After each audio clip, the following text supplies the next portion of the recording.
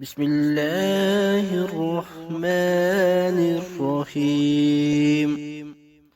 پیارے دوستو، اگر آپ کو حدیث سننا پسند ہے تو اس چینل کو لائک کر کے سبسکرائب کر لیں اور بیل کے بٹن کو دبا دیں۔ جزاک اللہ خیرہ۔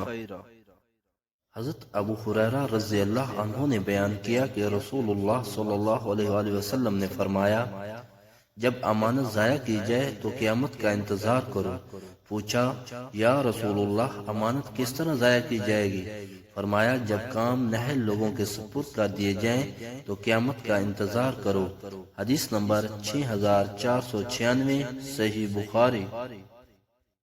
جابر بن عبداللہ رضی اللہ عنہ سے روایت ہے کہ نبی اکرم صلی اللہ علیہ وآلہ وسلم نے فرمایا، جب کوئی آدمی تم سے کوئی بات بیان کرے پھر اسے راز میں رکھنے کے لیے دائیں بائیں مڑ کر دیکھے تو وہ بات تمہارے پاس امانت ہے۔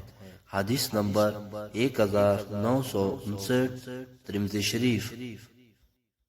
اگر ہو سکے تو اپنے والدین اور آقا کی ساری امت کے اصالِ ثواب کے لیے ان حدیثوں کو زیادہ سے زیادہ شیئر کریں۔ جزاکم اللہ خیرہ۔